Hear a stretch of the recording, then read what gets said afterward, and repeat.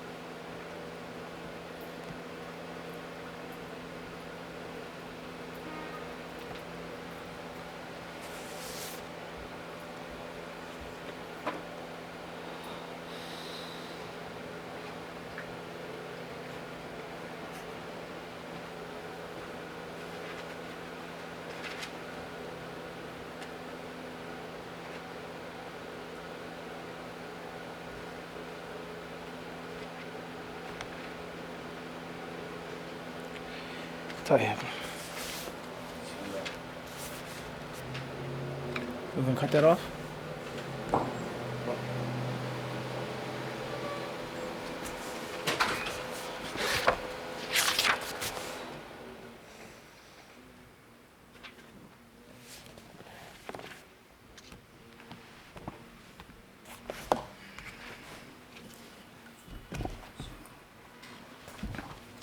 بسم الله الرحمن الرحيم الحمد لله رب العالمين صلى الله وسلم وبارك على عبده ورسوله نبينا محمد وعلى آله وصحبه أما بعد.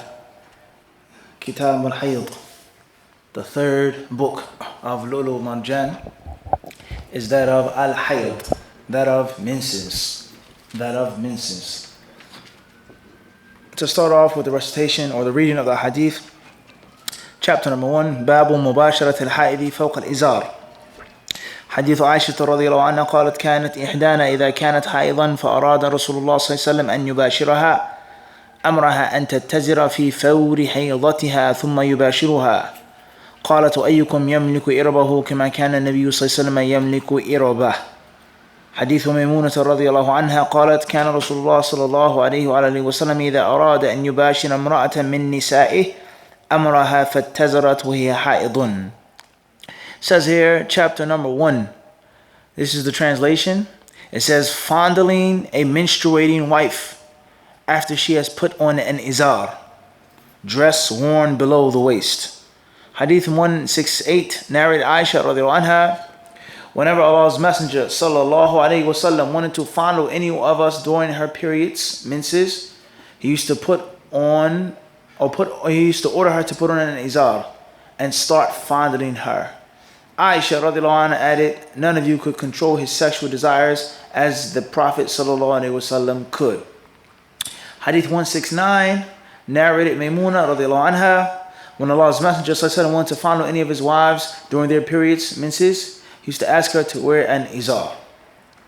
Before we get started with the chapter heading, in these two authentic, honorable hadith of the Prophet alayhi salatu wasalam, hadith Aisha and hadith Maymuna in the Sahihain, give a brief, simple explanation of the menses. I would like some tea too, Abu Naila. Jazakallah khairan for thinking about me. We'll give a brief explanation of the concept of menses in the Islamic jurisprudence and fiqh al-Islami. The importance of, tafadhal, you can finish your cup. May Allah bless you in it. Ameen. Al-menses or menses, al-hayd, and some of the basic rulings and some of the basic concepts of al-hayd that every single Muslim should learn about. Every single Muslim should know about.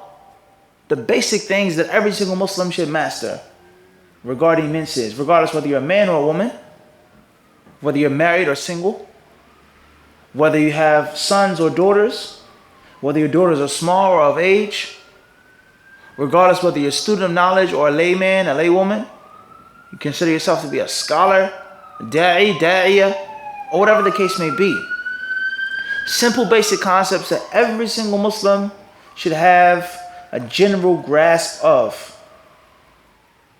We should also realize that these simple and basic concepts should be issues in which if you're unsure of, you're ignorant about them, you don't know too much, it's mandatory for you to ask. Ask those who do know.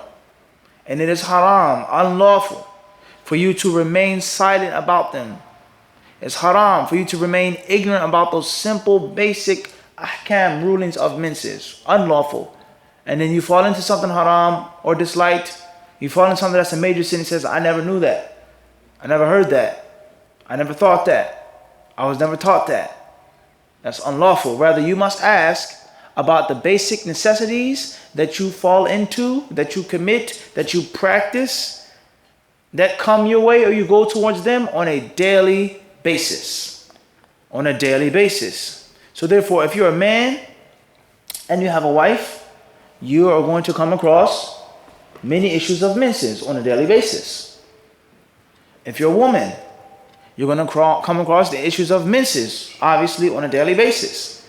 If you have daughters, if you have stepdaughters, if your son is about to get married, you have to teach him and explain to him the basics of menses. So this is something that is daruri for every single Muslim to learn, not the details, not the intricate issues of difference of opinion, but the what? The basics. The simple A, B, C, D's, and E's. From the best books that are available in the English language regarding the rulings of menses is the book of Sheikh Muhammad bin Salih al-Uthaymeen rahimahullah ta'ala on the natural blood flow of women. A book that was been written years ago during the Sheikh's life. It's also been translated years ago. I think it was translated by Dr. Salih Salih, if I'm not mistaken. And the book also has a set of questions and answers in the back of it as an appendix. Bi-idhnillahi subhanahu wa ta'ala. Very simple, basic book. Also, we have Fatawa Islamiyya. We have Fatawa Arkan al-Islam of Shaykh Uthaymeen as well in English. Let alone the different basic books of fiqh, such as Fiqh al-Sunnah of Sayyid Sabiq. Very beneficial book in Arabic and in English. Extremely beneficial book. And there are many other works that every single Muslim can sit down, can pick up, can read and can study. And it can increase you. It can make you have a greater thirst for more knowledge. And if you're confused about some information in those books, then that's a benefit. Because confusion leads to drive. And drive leads you to finding what you want to find. I'm confused. I'm lost. I'm dissatisfied. So that forces you to ask, to study more, to go to someone. I read this in the book of Shaykh Uthaymeen. Can you explain it? I read this in Fiqh al-Sunnah. It didn't make any sense to me. Can you explain it? I came across this athar in Tafsir Ibn Kathir and Surah Al-Baqarah about the menses. Can you give more light on it? وهكذا. So many people, unfortunately, today, they feel and they think that everything has to be 101% simple, 100% understood. That's wrong. If you read a book or you study in a class, you may not get 100%. You may get only 60% of the fa'idah. But the other 40%, the remaining 40%, if you have true passion for it, you're going to get it. Bismillah ta'ala. The actual speaker himself or someone else. Everybody understand this? So in that book, Shaykh Ibn Uthaymeen rahimahullah, he talks about what menses means, its definition in Arabic, according to Islamic legislature. He talks about the basic do's and don'ts, the rulings that take place when a woman is mincing. Can a woman sit in the masjid when she's mincing? Can she read the Quran from memory? Can she touch the Mus'haf al-Sharif? Can she make tawaf? Can she have vaginal intercourse? Can a man divorce his wife when she's mincing? Very, very important. And it happens all of the time. And this is what is known as at-talaq al-bid'i, or talaq bid'ah, or talaq al-bid'ah. I would say one of the most commonly asked questions in the Middle East and in America. I divorced my wife, she was mincing. Does it count? I divorced my wife the third and final time, she was mincing. Is it valid or not? Sheikh bin Baz says kada, Sheikh Uthaymeen says kada, Sheikh Ibn Taymiyyah, Ibn Qayyim kada, the majority of the ulama, so on and so on and so forth. Is it from the rulings of menses? Something you cannot do. It's haram to divorce a woman while she's menstruating. But does that mean that the divorce is invalid and it doesn't count?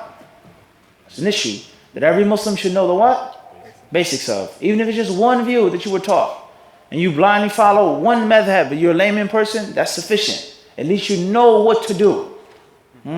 If you had the ability of learning the other opinion, if you had the ability of studying it directly from the hadith, وهكذا. Naam. What happens if a man has vaginal intercourse with his menstruating wife? Is there an expiation that he has to make? Does he have to pay a kafara? Does he have to feed poor people? What's the ruling on this? Is it kufr akbar? Is it permissible to live with a mincing woman in the same household? Or she has to go outside when she's menstruating. Can you sleep in the same bed with her? Or as we read in the translation of this hadith, is it permissible for you to touch her? Can you be intimate with her, kiss her and hug her? Quote unquote says here, fondle her. Or you have to totally stay away from her. Now, it also leads to other issues of sexual relations between husband and wife that people will often ask about, such as oral sex. Is oral sex permissible or haram in al-Islam? These hadiths give us some other concepts of sexual intercourse that does not pertain to what? Vaginal sexual intercourse. Everybody understand this? Another very important branch is the issue of polygamy, which many Muslims are totally confused about. Those who call themselves learned and those who aren't learned. They're confused about polygamy. And isn't strange for you to hear a doctor or maybe a sheikh or a speaker, an Islamic thinker who has no shyness. And he'll say polygamy is only permissible if something's wrong with the first wife. Polygamy is only legislated if your first wife is sick. She lost a leg. She's old and weak. She can't have children. Or they may say you can only marry a second wife if she's a widow. Or she's blind in one eye. Something has to be seriously wrong with her. Or you find a woman, she'll say some foolishness like this. You can't get married for 10 years. I'll make a stipulation that you can never ever get married. And if you do get a second wife, then she has to be 60 years old. Our children have to be in college. Or she may say things like this. She has to be a widow. She has to have a certain amount of children. She can't be of this age because the Prophet ﷺ, he never ever got married just for sexual desires. The Prophet only got married because of making more children. He only got married to keep better relations with the tribes and to spread Islam and to give dawah. Those are all things that the Prophet did, without a doubt.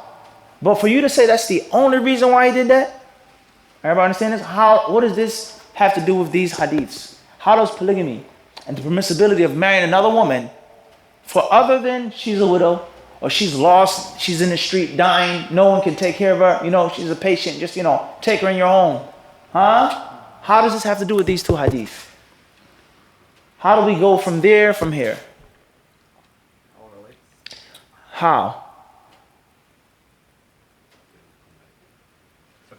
Because the menstruation, obviously a woman cannot get what? She's not of age. If a woman is menstruating, she can't do what? No, she can have sexual intercourse, even if it's haram. No, she can't get pregnant. She cannot get what? She cannot get pregnant.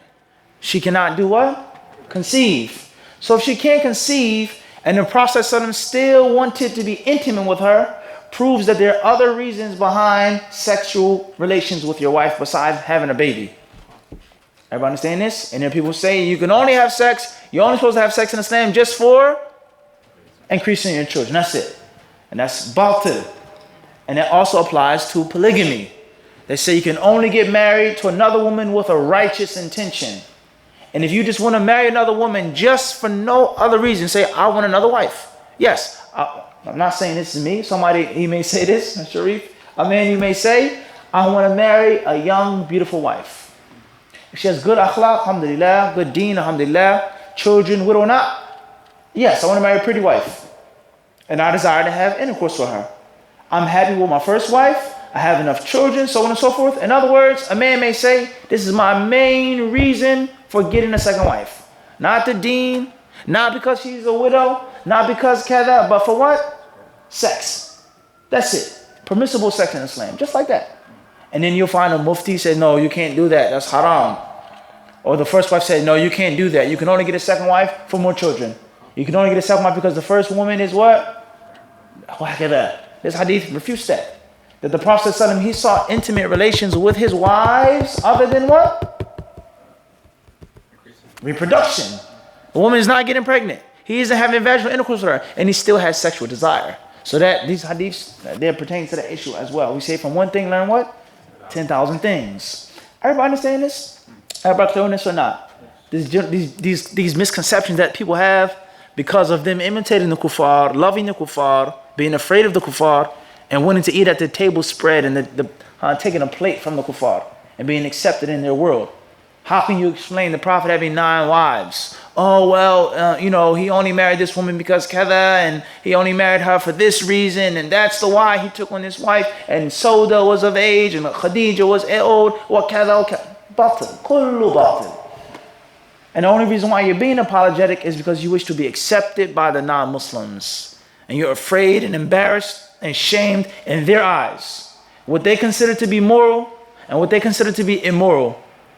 Then you take their corrupt principles and you apply them on the hadith of the Prophet ﷺ. The hadith really means kada because of America. The hadith really means this because of the West. The hadith is really interpreted to mean this because of what the non-Muslim scientists say about this issue in science, etc. Everybody understand this? So these are all very important issues when it comes to what? Menstruation. Those who say the oral sex is haram because she's not getting pregnant. You're just following your desires like an animal. We say these 2 hadiths, they do what? They refute them clearly. Everybody clear on this? From the wisdoms of getting married is having more children. There's no doubt about that. Increasing the ummah. As the Prophet ﷺ said, إِنِّي مُكَاثِرٌ بِكُمُ الْأُمَمَ يَوْمَ الْقِيَامَةِ أو كما قال عليه الصلاة والسلام. Hadith of Ma'qil bin Yasar, and the Musnad ibn Ahmad and others, the Sunan. He says, marry women that are fertile. Have many children, because on the day of judgment I will boast and I will brag and I will show the prophets and the messengers, my brothers, I have the most followers. I have the what? The most followers. This is from the reasons of getting married. But it isn't the what? It's not the only reason for getting married. From the wisdoms of taking on a second wife is to relieve some of the burden on your first wife. Is to help out a sister that wouldn't normally find what? A husband. To help her out. In other words, let's say you have a team, a basketball team. How many people start, Jeremy? 5. You have someone on the bench who's a good player. But there's so many stars on this team, he never will get a chance to do what? Start. But on another team, he'll be starting player. So this woman, it's hard for her to find a husband, someone that will accept her for whatever reason. Her age, children, whatever the case may be. So you take her, you marry her, and you help her out. Obviously, inshallah, you benefit as well, but it's also a means of sadaqah. She has a young son. She has daughters. Someone has to look after them and take care of them. She has needs. And in most cases, there are more women than there are men. Everybody understand this? This is from the hikmah of polygamy. No doubt about that. But it isn't what? And it's haram to restrict it in these reasons, just to please the Western monogamous mentality of what marriage should be, happily ever after, till death do us part. And the same applies to divorce, and also divorce of menstruating women. In Christianity, the Christians, the Catholics, the Protestants, what is their view on divorce? Is divorce permissible? Is it totally impermissible? That has an effect upon the minds of the Muslims. Divorce is the greatest sin. Divorce is the worst thing to do. It's not even an option. It isn't something I can even think about. That doesn't come from the Muslims. It's a chapter in the Quran called Surah Al-Talaq. Allah talks in Surah Al-Baqarah, Surah Al-Nisa, Surah Al-Ahzab. Allah speaks on the detailed rulings of divorce. Everybody understand this? So everybody clear on this or not? So their ideology of divorce and their culture has unfortunately been imposed on the minds of many Muslims. On many what? Many Muslims. Is divorce a good thing? Not necessarily saying that. Is it something that you should rush towards doing? Be hasty, be foolish, divorce your wife at any small argument? We're not saying that. But the concept of having the mindset of the kuffar, when it comes to polygamy, when it comes to divorce, when it comes to other acts in Islam, and the Muslim is supposed to have his own identity. The Muslim is supposed to have his own ideology. How you think is supposed to be Islamic. How you look at life is supposed to be what? Islamic. Not just how you dress, not just how you eat, but it's a full what? Spectrum. A full spectrum. Khairan, inshallah, subhanahu wa ta'ala. So therefore, if you get the opportunity, please go back to those books that we mentioned, especially the book of Shaykh Uthaymeen. I believe it's in the back as well. It's a very small and concise book, easy, quick read, in which you can read 3, 4, 5 times, and you can understand the basics of menses. Also, the classes that we have done and we've put on the channel from Durur al-Bahiyya. We finished the chapter of what? Of menses. Khairan, inshallah, subhanahu wa ta'ala. Just like any other issue in Islam, menses, there are things in which the ulama agree, and there are things in which the ulama differ. It's khilaf. There are issues of ijma', And there are issues of khilaf, as we're going to mention some of them. There are issues in which it's permissible for you to ask and blindly follow someone in. And there are some issues that are clear and you have to follow the direct sunnah. Now, there are issues in which we say it's safest to do this, even though the strongest opinion may be in another ruling. Everybody clear on this? Just like any other issue in the deen. Khair inshallah. That's enough of that. Let's move forward. The chapter says, Babu mubasharat al-haid fawq al-izar. In English it says fondling, which I don't feel is the best translation for several reasons. Number one is that when you think of fondling, it is restricted. The act of fondling someone, in most cases, is with your hands. You fondle, a man fondles a woman. What's the first thing you think about is what? With the hands, associated with groping. And this issue is a bit different, where it's body against body. That's firstly. Secondly, for obvious reasons, just the concept of the word fondling. Not necessarily saying that it's incorrect or it's a bad word, but it just doesn't give the best what? Impression. It doesn't give you the best impression. He was fondled. Everybody understand this? Even if you said caress. Play it. It's a bit what? It's a bit what? It's a bit different. Everybody clear on this? He was intimate. Even if you said that, he was intimate with her. And obviously, he's not having vaginal intercourse with a woman, but he was intimate with her. But when we say fondle, the first thing you think about is some type of molestation. Nah? She was fondled. He fondled her. Everybody clear on this? Not saying that it's incorrect in the English language. We're talking about the mindset of the people. Let alone in the time which people attacked the Prophet ﷺ. The Prophet fondled his wife. Riyadh, you think of a good thing or a bad thing when you hear that? Nafis, which one? Which one? Jeremy. Without a doubt. The Prophet ﷺ, he touched his wives when she was missing. Not the same. The Prophet ﷺ had some type of intimacy with his wife. It's not the same. The Prophet would kiss and touch his wife. Is what? Not the same. He caressed his wives when she was missing within his arms. It's not the what? Fondling. Everybody clear on this? So that's my humble opinion with regards to that translation. So in Arabic it says mubashara. And mubashara linguistically means, or literally means, for two people to touch each other. Two people to come to each other. One person to touch, to approach another. Mubashara. Everybody clear on this? So the Prophet ﷺ, when one of his wives was missing, and he had a desire, the Prophet was a man. He wasn't something, he was a human being, alayhi salatu wasalam. Everybody clear on this?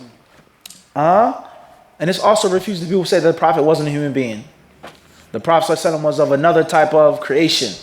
He wasn't from the bashar. He wasn't from humanity. He had the desire to sleep with his wives, even though she was missing. The Prophet ﷺ had sexual what? Desires. Everybody understand this? Khairan inshallah. So therefore, mubashara is that the Prophet would sit, would lay, he would touch, caress, he would feel his wives when they were missing, but he would not have what? Vaginal intercourse with them. Everybody clear on this? So that's what's meant by this chapter heading. In other words, the chapter heading is telling us what? The impermissibility of it. That it's haram for a man to have sexual intercourse, vaginal intercourse with his wife. Now, that's unlawful. But don't think that it's haram for a man to touch his wife. Whether it's a general touch, he gives her a hug and a kiss, I'm going to work, I'm going to the masjid. Or if he wants to what? Be intimate with her. But not what? Vaginal sexual intercourse. And obviously the issue of anal sexual intercourse, that's a different issue in itself, outside of this discussion. Everybody clear on this? And it also leads to the concept of oral sex, Khalid and Riyadh. Everybody clear on this? You want to get married, you need to know these things. Basic Islamic sex education. Not being nasty or perverted or vulgar. Basic maturity that everybody has to know. Because you get married, she may ask you to do something. He says, haram. No, I can't. I don't know. I'm unsure. You don't call me. Mufti, what's the rule when I got married? I'm not going to answer the phone. You may have more problems later on. Tayyip, hold on, wait a second. Let me call Mufti. Tayyip. May Allah bless you. Ameen. Allah marry you off. Ameen. Both of you. You too. Everybody clear on this? So therefore, if it's haram to have vaginal intercourse when a woman is mincing, and it's haram to have anal sex, then that leaves all other things in another category. Everybody in another what? Another group, another category. Everybody clear on this? This is how fiqh is extracted. Now, you take the solid base and you build upon it. Smaller, finely tuned issues. Where do the ulama get this ruling from? How do the ulama say this is haram and that's permissible? Study it systematically, block by block, piece by piece. Everybody understand this? And you build a solid wall of fiqh, brick by brick. Naam, stone by stone. Khairan, inshallah. So therefore, that's what's meant by the chapter heading. Khairan, inshallah. The relation of the chapter heading to the kitab is obvious, it's clear. Is that the chapter heading gives one of the detailed rulings of menses. Narrated Aisha radiallahu anha, it says, كانت إحدانا إذا كانت حائضا. حائضا and not حائضة. Like many people say, there's no termabuta on something that is specific to women. If a woman is pregnant, you say حامل. And you don't say حاملة. As many brothers, they say حاملة. La. Men don't get pregnant. Men don't bear babies. حامل حائض وهكذا. So therefore, when a woman was mincing, فأراد رسول الله صلى الله عليه وسلم أن يباشرها. The Messenger of Allah صلى الله عليه وسلم wanted to touch her.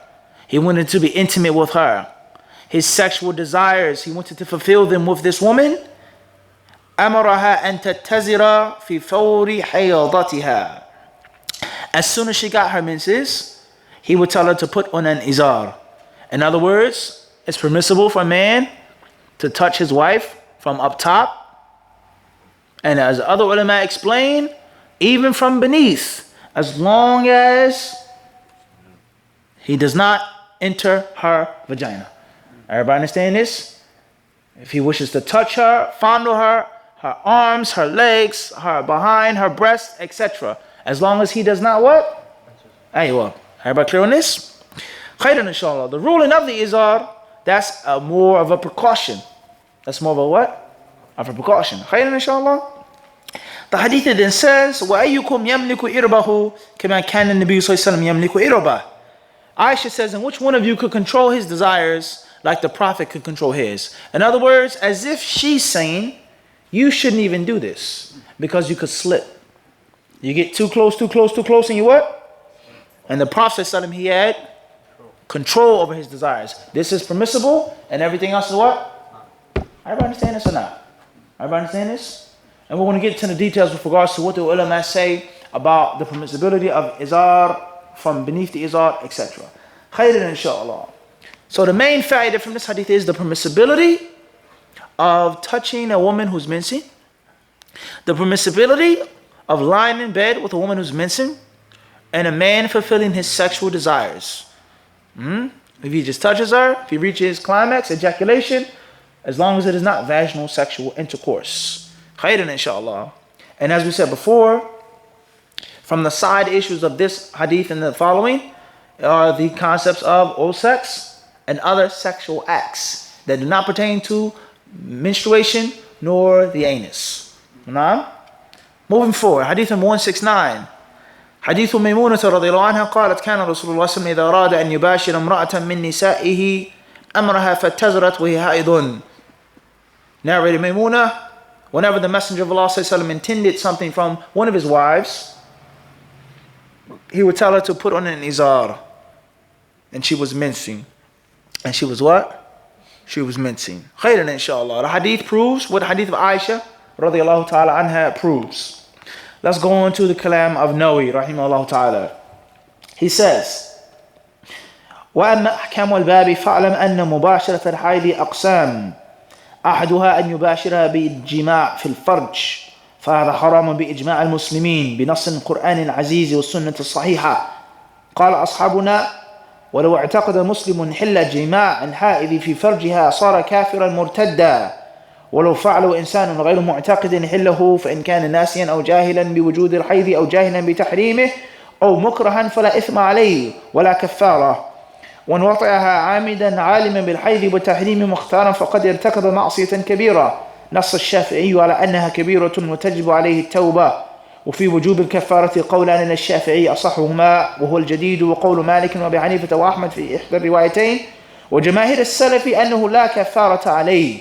ومما ذهب إليه من السلف عطاء وابن أبي مليكة والشعبي والنخعي ومكحول والزهري وأبو الزناد والربيعة وحماد بن أبي سليمان وأيوب السختياني وسفيان الثوري والليث بن سعد رحمهم الله تعالى أجمعين. والقول الثاني وهو القديم الضعيف أنه يجب عليه الكفارة، مروي عن ابن عباس والحسن البصري وسعيد بن جبير وقتادة والأوزاعي وإسحاق وأحمد في الرواية الثانية عن. He then says, or he starts off by saying, the first faida from these hadiths is, number one, sleeping with a mincing woman or menstruating woman, laying with her, touching her, fondling her, he says is of several different types and categories. Several types and several categories, several aqsam. Number one is for a man to make mubashara with a menstruating woman in her vagina. Vaginal sexual intercourse. He says here, this is haram according to all of the Muslims. There's no difference of opinion that a man cannot do this. It's proven by the Quran al-Aziz and the authentic Sunnah. Some of our colleagues, the Shafi'i ulama, some of them, they say that if a man did it and he believed that it was permissible, he is a kafir. To say that it's permissible to do it. I can have sex with my wife, vaginal intercourse with her, she's mincing, it's not haram. He's what? They say he's a kafir and he has apostated from al-Islam. Waliyadhu billah. He then says, as far as if a man fell into it and he didn't believe that it was permissible, he knew that it was haram, such as him being forgetful, him being ignorant, him being unaware that she was mincing, I didn't know, and this is very plausible, it can happen all the time. A man may have intercourse with his wife and the menstruation comes in the middle of the intercourse. Everybody clear on this? He says if this takes place, if he's forgetful or he knows that she's mincing but later on he forgets, or he was ignorant that it's haram, he didn't know that it was impermissible, or he says mukrahan, he was forced. Let's say she forced him to have sex with her. Everybody understand this? You're going to have sex with me right now, and if you don't, I'm going to shoot you. I'm going to stab you. I'm going to expose you. This is a reality. Waliyadhu billah. Let's say she goes to your phone. Don't act like we're not living in 2016, right, Nahyan? We all, unfortunately, not saying that you brothers have bad things, but we know the culture, okay? So she says, they get into an argument, for example, and she's an evil woman, waliyadhu billah. She says, if you don't have sex with me right now, I'm going to the masjid and I'm going to expose you. I have the screenshots from your phone. I can't send you those type of pictures. Nah. What do you do? No, I'm not going to do it. It's haram. Or do you fall into it? Everybody understand this? Al-Muhim is that she tries to coerce him to have intercourse with her. An-Nawawi rahimahullah ta'ala, he says, if he falls into sexual intercourse, vaginal intercourse, like this, then there's no sin upon him. There's no sin upon him. There's no sin upon him. Nor is there any expiation that he has to pay. There's no kafara. He then says, as far as if he does have sexual intercourse with her, vaginal intercourse while she's menstruating, he knows it's haram, he believes it's haram, he's not forced, then he has made a major sin. He's committed a kabira from the kabair, a major sin. And he says this was clearly stated by Imam al-Shafi'i rahimahullah ta'ala. Moving forward. He's made a major sin on which he must repent. He must make tawbah. Moving on to the next issue, Khalid. Does he have to make an expiation, a kaffara or not? He says there are two views that have been reported from al-Shafi'i rahimahullah. Two different narrations. One narration says, and this is the jadid, the new madhab, obviously those who study Shafi'i madhab, or those who study comparative fiqh, they know Shafi'i has two schools, quote unquote. Qadim and Jadid. One view, and then he changed the different views later on. When he was in this country, and then when he went to what? What were those two countries? Khalid. Nahyan. Right, give it a guess. Yeah. And? Right, good guess. Very good guess. Educated guess. Moving forward. He says the first view is there is no kaffara. He does not make an expiation. He had vaginal sex with his wife while she was bleeding. He has to make what? Tawbah, first and foremost. He has to make what? Tawbah. He has to repent. It's haram, a major sin that he made. But he doesn't have to give a specific amount of money. There's no kaffara, no ransom that he has to pay. He says this is the view of Shafi'i rahimahullah. And it's also the opinion of Imam Malik, Imam Abu Hanifa. And it's also one of the two versions of the madhab of Imam Ahmad. As we all know, Imam Ahmad was asked many questions. He may have said yes one time. Another student came a year later, a month later, and asked him the same question. He would say, no. I'm saying this? Imam Ahmad would change his ijtihad, just like the other ulama did as well. Khairan inshallah. Also, the madhab of Imam Ahmad, as many people say, I'm not saying this, many people they say, is nothing more than an offshoot of Shafi'i's madhab. Khairan inshallah. Moving forward. He says here, one of the two versions of Imam Ahmad's madhab, and he says, Jamahir as-Salaf, 99% of the Salaf as-Salih, they held the view that there is no kaffara, no expiation that he must make. Moving forward. He says, as far as the Salaf, and those ulama who held the view that he has to make a kaffara as well, then they are as follows. Number one, Ata, yani Ibn Abi Rabah, Ibn Abi Mulaika, Sha'bi, Naq'i, Makhul, Zuhri, Abu Zinad, Rabi'at al-Ra'i, Hamad ibn Abi Sulaiman, Ayyub al-Sikhtiyani, Sufyan al-Thawri, Layth ibn Sa'd. And it's also the old opinion of Ash-Shafi'i. These ulama, they hold the view that it's what? He has to make tawbah and pay a kaffara. He says, وَهُوَ الْقَضِيمُ الضَّعِيفُ. And it is what? Is the old view and the weak view. What does he mean here by weak? Does he mean it's weak in Imam Shafi'i's madhab, meaning we don't depend upon it anymore because he changed it? Or does he mean that the view is what? Weak. If it's the first, then it's not a big problem. If it's the latter, then it's a big problem. As we've explained before about the different madhab wars, some views they'll call da'if. But if it's another view that their imam takes that they may not agree with or is clearly against the sunnah, they'll say, no, you can't say it's da'if. Don't say it's weak. Have respect. And those ulama who held this view are not no small fry type of guys that he mentioned. Those are major ulama from the tabi'een who held that view. Khairan inshallah. Moving forward. He says, أنه يجب عليه الكفارة ومروي عن ابن عباس والحسن البصري وسعيد بن جبير وقتادة والأوزاعي وإسحاق وأحمد في رواية ثانية عنه. He says, and this view is also narrated from the following as well. Abdullah ibn Abbas, Hassan al-Basri, Sa'id ibn Jubair, Qatada, Awza'i, Ishaq ibn Rahawayh. And one of the two versions of whose madhab? We said that already. We mentioned Shafi already. Ahmed, Ahsant. Everybody clear on this? So somebody will say, this view is da'if. It goes against most of the ulama. You can't take it. Slow down. Slow down now. Because in other issues, you say you can't say Imam Ahmad's view is da'if. Or you say you have to take the fahm of the Salaf al-Salih. Okay, now the Salaf al-Salih different. Then what? Ibn Abbas, he's not from the Salaf al-Salih? Hassan al-Basri is not from the Salaf al-Salih? Awza'i, not from the Salaf al-Salih?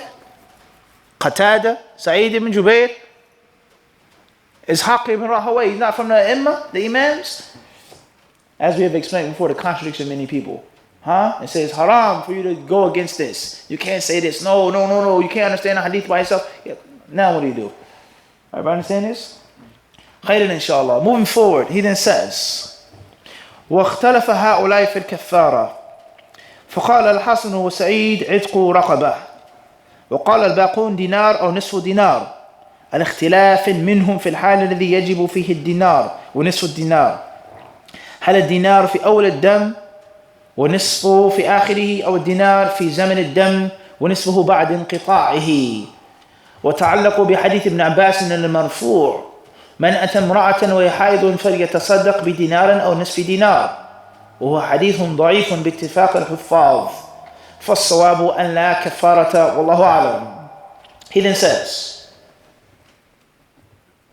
after these ulama hold the view that he has to pay the kafara, they now differ on how much he has to pay. What is the kafara? What is what? What is the kafara? Everybody says, what does he have to give and pay? A pound of rice, a bag of dates, manumitting a slave. What does he have to do? He says, Hassan al-Basri rahimahullah, he said he has to manumit a slave. A man who has sexual intercourse with his wife while she's bleeding, she's menstruating, he has vaginal intercourse with her. He says that he must what? Free a slave. And he doesn't, he says what? And the rest of the ulama, they hold a different view. And they say it's one of two things. A dinar or half of a dinar. A gold coin, the amount. Either a full dinar or what? So if we were making a chart, Jeremy, how would your chart go? If we were making a chart of this fiqh issue, how would your chart look? What would it look like?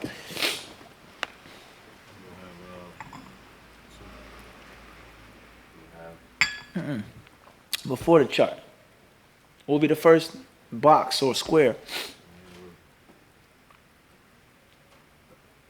The ruling of having dealing with the menstruating woman. Next bracket. What's permissible? What is impermissible? You branch off. Izar kada. If you do fall into it, what's the ruling? Kufr akbar if he believes it's permissible. Kabira if he feels that it's impermissible. Forced, everybody understand this? Then you will branch off. Those ulama say he has to pay kafara. How many groups are they? 2. From those 2 groups, how many groups come? More. Slave. Then coming, those who say that this dinar, half a dinar, they differ even more. When? Does the man have to pay a full dinar if he has sex in the beginning of her menses? Half. Full dinar if she stopped mincing but didn't make her ghusl yet? Etc. Things like this. Everybody understand this? And that's how you study what? Fiqh. You branch it off, you break it down, you categorize it, you divide it, you chop it up. You slice it into small sections and you lay it out. Then we have a better what? Understanding. So this is why the people of knowledge, they say, from the virtues and the benefits of student of knowledge is, or from the signs of a good student of knowledge and a blessing, is that he's intelligent.